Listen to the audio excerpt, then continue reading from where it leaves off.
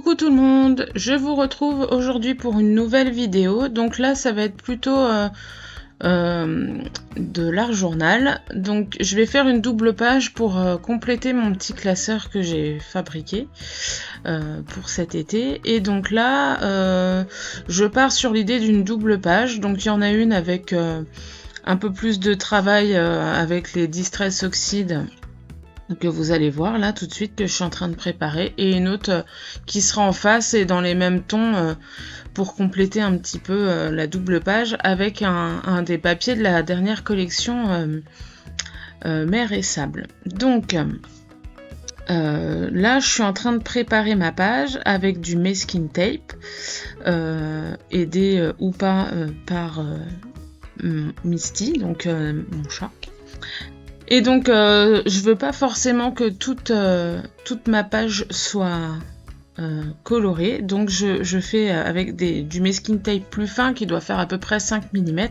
Vous voyez, j'en mets un petit peu au milieu de ma page pour laisser ces parties-là blanches une fois que j'aurai travaillé mon fond avec mes Distress Oxide. Donc là, je choisis 3 couleurs. Il y a la Twisted Citron, qui est un vert un peu jaune. La Peacock Feather, c'est un bleu turquoise. Et puis la Charted Mariner, donc qui est un bleu marine assez foncé, qui va du coup très bien avec la collection, hein, puisqu'on est sur les fonds marins sur cette dernière collection de Graffiti Girl. Donc j'aime beaucoup travailler mes fonds avec les Distress Oxide de cette manière, c'est-à-dire que je vais utiliser ici la couleur entre guillemets un peu intermédiaire, donc la Peacock Feather. Je l'applique en premier avec des doigts mousse. Ensuite, au milieu, je vais faire la Twisted Citron pour avoir un point plus lumineux et du coup au centre, qui va amener l'œil vers le centre. J'essaye de mélanger un petit peu les deux couleurs pour essayer de faire un genre de dégradé, mais bon, ça se dégrade pas vraiment. On est sur du vert et un bleu turquoise, bon, ça va le faire hein, à la fin, puis bon, après, en mettant des tamponnages par la suite, ça va très très bien s'estomper, il n'y a aucun souci là-dessus. Et ensuite, là, vous voyez, je fais les bords avec la plus foncée, donc la Charted Mariner, là, qui va du coup foncer les bords et vraiment amener ce côté très foncé sur les côtés et plus clair au milieu. Et maintenant, j'alterne les deux autres couleurs pour essayer de faire quelque chose de dégradé, quelque chose d'un peu plus sympa. Donc là, j'ai terminé le travail de fond. Enfin, terminé. En tout cas, pour la couleur, parce que je vais encore faire des petites choses, hein, c'est pas vraiment fini. Je garde mes Distress Oxide. Donc là, je pchite un petit peu d'eau. Ça, c'est l'avantage des Distress Oxide. Et vous voyez, ça donne tout de suite des effets. Ça enlève la couleur. Et j'aimais beaucoup l'idée d'avoir des petites taches. Donc ça blanchit pas entièrement le papier, ça enlève pas, mais en tout cas ça fait des petites taches. Alors je choisis le pochoir, donc c'est le pochoir étoile de mer, je crois, pour continuer un petit peu de travailler mon fond. Et vous voyez là, je joue avec les 3 couleurs de Distress Oxide que j'ai utilisées. Et finalement, c'est surtout la plus foncée qui va mieux fonctionner là-dessus, puisque c'est vrai que j'ai quand même bien chargé au niveau des pigments. Et donc, j'en mets pas sur toute la page, j'ai pas envie, mais par contre, je le fais à certains endroits.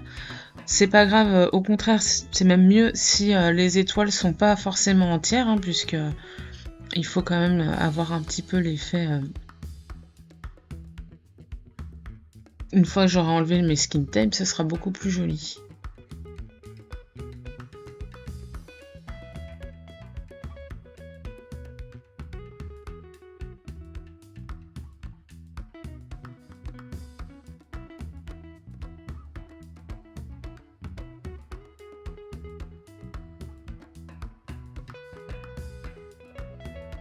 Alors j'aurais pu, en nettoyant mon pochoir, réutiliser sur un autre papier pour faire un fond pour plus tard, mais j'avais pas envie. Alors là, j'utilise la planche de tampon mer et sable. Je vais utiliser les poissons. Et pareil, alors j'aime beaucoup faire ça, utiliser un peu du ton sur ton. Alors en même temps, entre le tamponnage et puis l'application au doigt mousse de la couleur, c'est pas du tout pareil, l'intensité est pas du tout pareille, et tant mieux d'ailleurs. Du coup, vous voyez, les poissons vont ressortir un peu plus sur mon fond, et c'est l'effet que je voulais. Mais en même temps, ils vont pas être trop présents comme si je l'avais fait avec de l'encre noire. D'ailleurs, je crois que j'en utilise que très peu pour faire mon fond, juste peut-être pour appliquer le petit texte qui est là en bas de la planche sirène. Et puis peut-être les ronds. Ouais, c'est ça. Les ronds, je les ai fait en noir.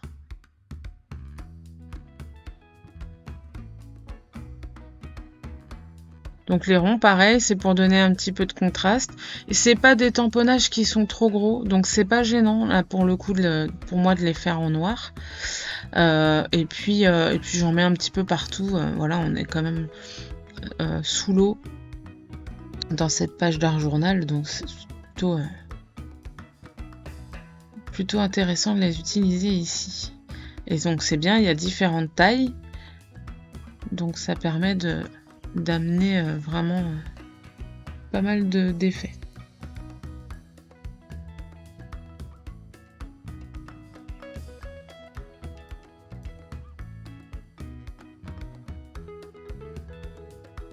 Donc là c'est pareil, c'est un autre tampon de la planche sirène, c'est pratiquement, enfin voilà, c'est un texte sur les profondeurs et les légendes des sirènes, si on veut prendre le temps de le lire.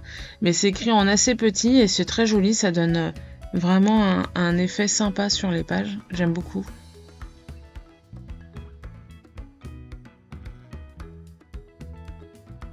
Et donc là, normalement... Ah oui, j'ai pas...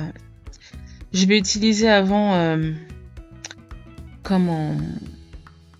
un fixateur. Alors c'est un fixateur qu'on trouve dans les magasins de Beaux-Arts. Je l'ai utilisé ici parce que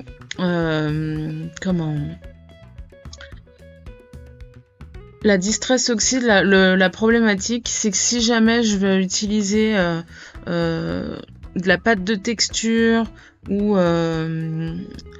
des Posca blancs ou autre chose, la Distress, elle va forcément ressortir de tout ce qu'on va mettre en couleur claire. Donc j'ai voulu mettre un fixateur, comme ça déjà d'une ça fixe les couleurs, elles vont plus bouger. Ça c'est une première chose. Et ensuite si je veux faire superposer autre chose par-dessus, ça ne va pas poser problème. Donc là j'enlève le masking tape et tout de suite on voit le fond de page terminé, et ça c'est ce que je voulais, donc c'est très très bien. J'aime l'idée qu'il y ait du contour blanc. Bon, il y a eu quelques petites bavures, donc avec un feutre acrylique blanc, j'essaye de cacher un peu la misère, en sachant que de toute façon, je vais mettre des embellissements maintenant.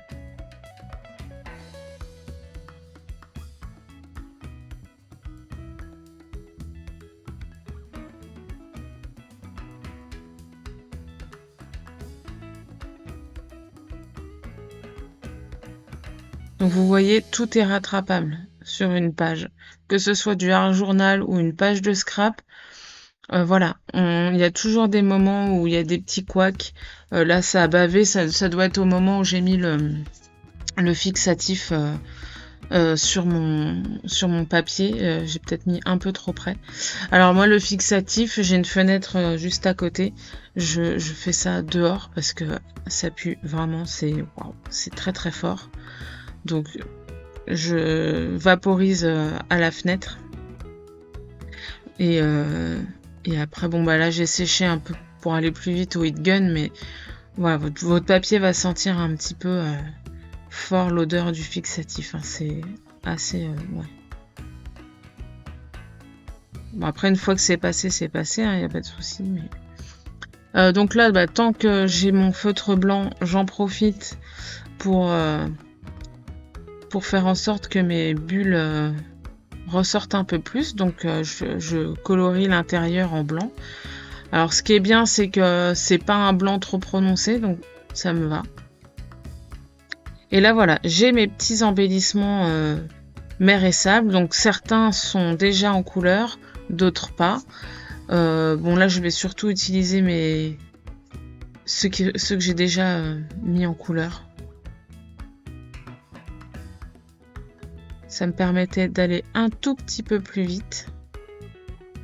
Et donc comme d'habitude, cette étape-là, je passe beaucoup de temps. Alors j'en profite pour faire 2-3 petites retouches sur certains tampons, là, comme ce poisson. Voilà.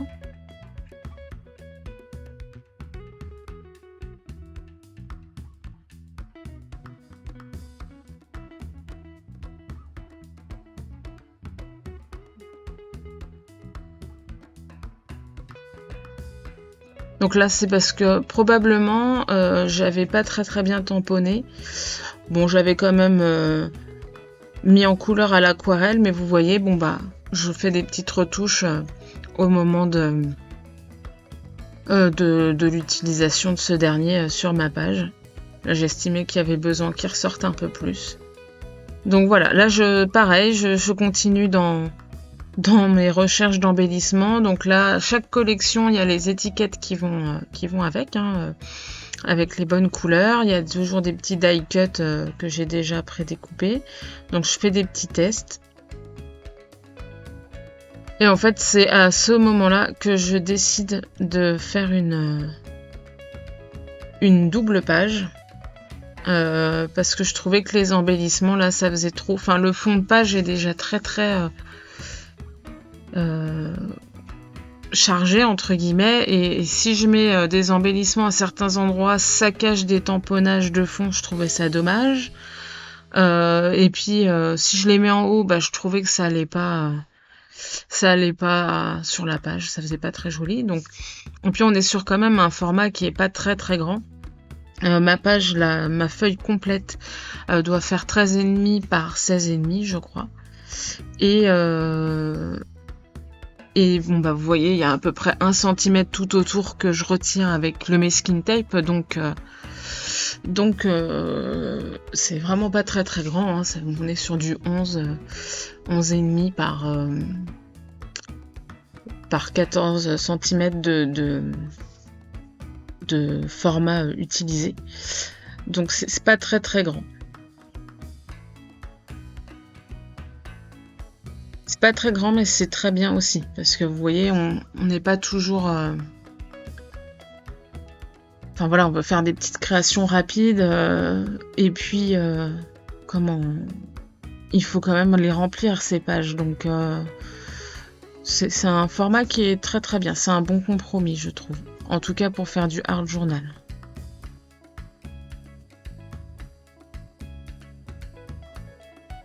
Donc là, je décide... pour vraiment apporter un peu de netteté à ma page, de faire le contour de mes formes en noir. Et là, je suis en train de regarder, voilà ce que ça donne si je fais une double page. Donc, je choisis un papier, voilà, celui-là, je trouvais qu'il allait très bien avec le fond de page que je venais de faire. Je fais des petits essais, des petits tests. Je mesure pour être sûr que je vais utiliser le même format que ce que j'ai déjà fait. Mon assistante revient. Autant vous dire qu'elle m'assiste vraiment pas. Hein. Pas du tout. Là, elle se met dans un panier où j'ai toutes mes affaires de scrap. Voilà. Autant vous dire que ça m'embête un peu. Bon, ça va, déjà, elle chope plus mes embellissements pour les bouffer. Bref. Donc voilà, là je passe à ma deuxième page. qui va compléter, hein, voilà, ça va être plus joli. Même en ouvrant mon classeur, c'est vrai que si je peux faire quelque chose qui soit harmonieux, c'est mieux.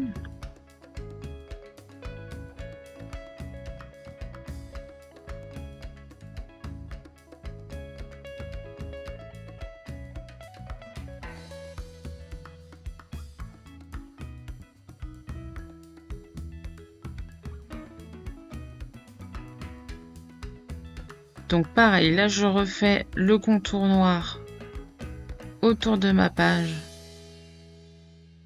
pour faire comme l'autre côté et puis vraiment apporter un cadre, une sorte de netteté à ma page. Et donc c'est plutôt sur cette page-ci que je vais faire mon amas d'embellissement. Mais avant, je vais quand même apporter un peu de texture avec des tamponnages. Donc là, c'est des tamponnages qui n'ont rien à voir avec la collection. Cette planche de tampons, je vais vous dire laquelle c'est. Parce que je l'ai plus en tête.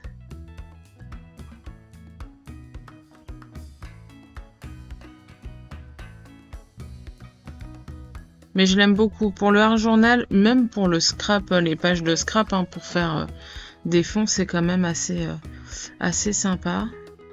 Alors ça, vous allez les trouver sur le site internet, dans les tampons art journal. Voilà. Et donc c'est la planche Zing Zing. Ensuite, pour le quadrillage, on est sur la planche grille normalement. Voilà, j'aime beaucoup ce tampon. Et puis je crois que je m'arrête là pour les textures.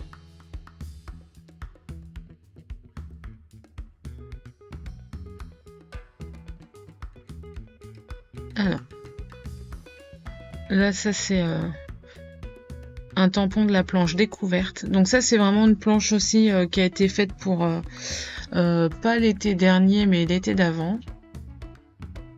Et puis dessus il y a un tampon un peu comme pour les lettres. Donc je l'aime beaucoup.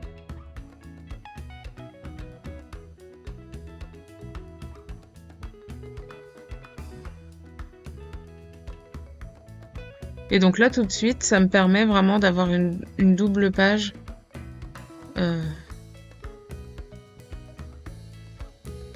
où j'ai mon amas d'embellissement d'un côté sur un papier qui est quand même assez semblable au niveau des couleurs que ce que j'ai fait.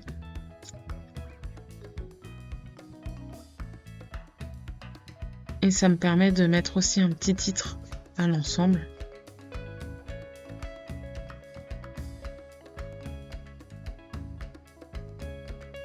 Donc ça c'est Légende des profondeurs que vous allez trouver sur la planche sirène.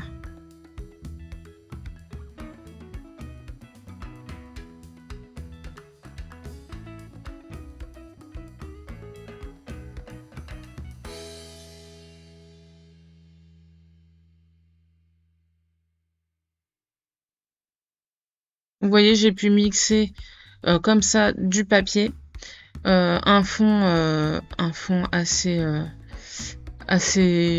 neutre, enfin pas neutre, mais que j'ai fait moi-même, hein, coloré. Et puis tous les embellissements de la collection, donc que ce soit les die cuts, les étiquettes. Il n'y a que les étiquettes avec tous les mots que j'ai pas utilisés normalement, je ne crois pas. Et bien sûr les tamponnages.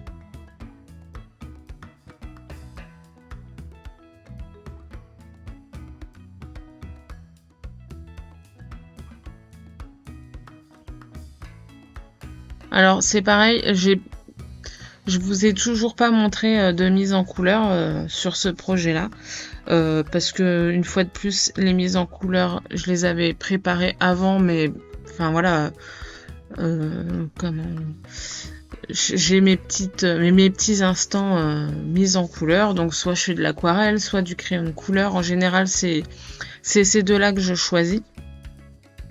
Et puis bon bah voilà, ça me fait des embellissements prêts à utiliser. Donc c'était le cas ici. Ça me permet indirectement d'avancer sur des projets plus rapidement. Parfois voilà, on a envie de se faire une pause création le soir, mais le soir après le boulot, on n'a pas non plus beaucoup de temps. Donc là, voilà, c'est plus pratique, il n'y a plus qu'à faire. Là, j'ai vraiment tout le travail a plus été fait sur mon fond de page que sur mes embellissements. Mais c'est ce que je voulais aussi. Parfois, c'est bien. On a plus de lâcher prise à travailler sur un fond qu'à faire de la mise en couleur.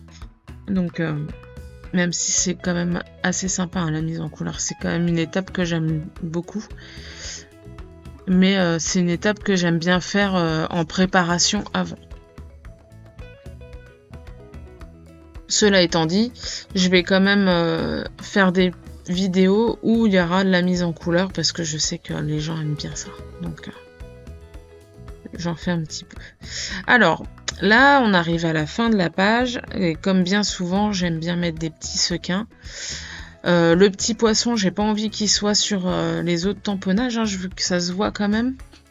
Et puis je profite aussi des sequins pour cacher un peu la misère à certains endroits où ça a un petit peu bavé. Donc quand je vous dis que rien n'est perdu, voilà, il y a toujours moyen de cacher un peu les choses.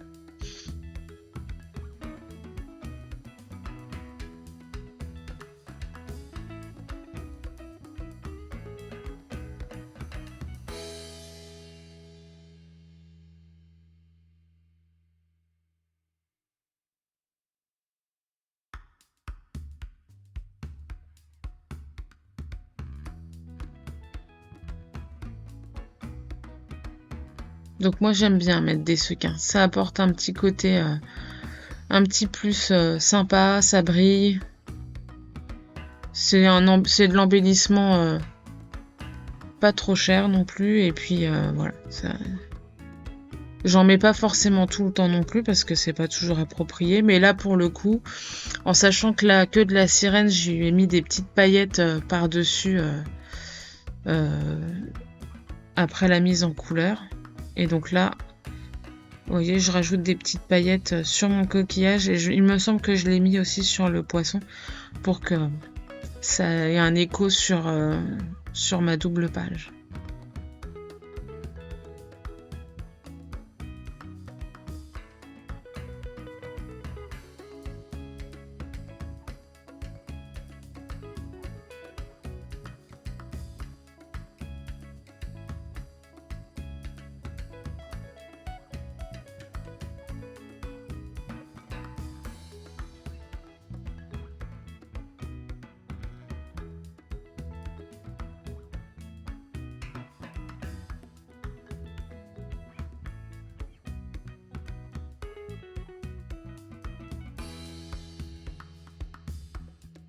Donc là, normalement, on arrive à la fin de ma double page. Voilà. Donc, je vous laisse voir avec les photos. Bon, on voit pas trop le côté brillant au niveau des paillettes, un petit peu là sur les photos. J'espère que ce tuto vous a plu. N'hésitez pas à mettre un petit pouce si c'est le cas et un petit commentaire. Et je vous retrouve plus tard. Bye bye!